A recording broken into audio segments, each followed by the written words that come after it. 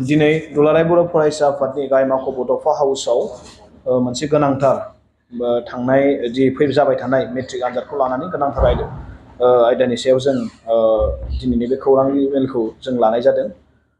जि मैया जालांनाय मेट्रिक एग्जामनि जि ससियेल साइन्स एबा समाज बिगियान आयदानि जि सोंलु बेखौ जोङो नुदों आरो गोबां गार्जेन आरो फरायसुला फरायसुलि एबा फोरोंगिरिफोरनिफ्राय जों रिपर्ट मोनदों दि बेयाव सोंथि बिलाइयाव गोबां गोरा एबा सिगांनिफोरनिख्रुइ एसे सोलायनाय जों नुनो मोनदों। बेयाव जाय सोंथिनि फिननायखौ होनो थाखाय जोंनि थाखो 10नि फरायसाफ्रा हाख'वा बा बेयो 10 थाखोआव फरायनाय गथ'फोरनि होथावना माखासे सोंथिनि एन्सारफोरखौ दिनै नुनो मोनाखै।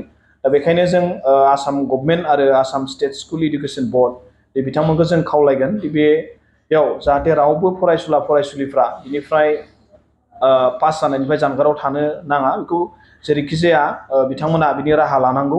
मानोना बियो बिथांमोननि जि कुइसन पेपार बेखौ जों नुदों बियो 10 स्टेन्डार्डनि बियो जायाखै। बिथांमोना एपीएससी यूपीएससी आनजादनि बायदि बियो होदों। मानोना बे एपीएससी एग्जाम नङा, बे क्लास 10 नि मेट्रिक एग्जामसो। गुबुन बोसोरफोरावबो एमसीकिउखौ बिथांमोना होबोदों आरो बेबायदिनो सिगांबो होदोंमोन। खिन्थु देग्लाय नि एमसीकिउफोरनि माखासे सोंथिफोरखौ नायोबा बियो गोबां क्रिटिकेल, गोबां माने बेले बेजे बेयाव खालामदों। गोबां फरायसाफ्रानो बे जेंनाजों मोगा मोगि जादों।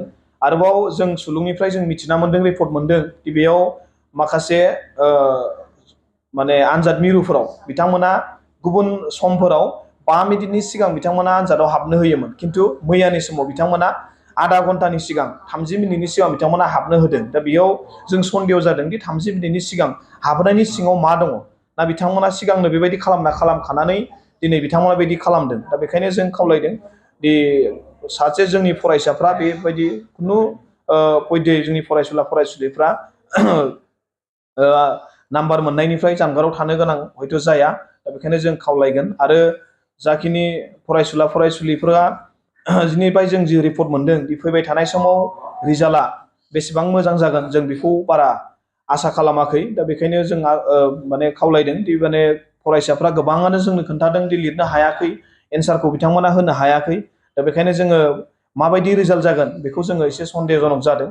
दा बेखायनो जों आसाम गभर्नमेन्ट आरो आसाम स्टेट स्कुल एडुकेसन बोर्डखौ जों गले गले खावलायगोन दि बिथांमोना बिनि गोख्रै माबा मोनसे इनिसियेटिभ एबा राहा लानांगौ आरो जोंनि फरायसाफ्रा जाखिनि जेंनाजों मोगा मोगि जादों दा बै जेंनानिफ्राय बारग'नायनि राहा बिथांमोना जाहाथे होनांगौ। जों दुलाराय बर' फरायसा आफादनिफ्राय जों बेखौनो खावलायो।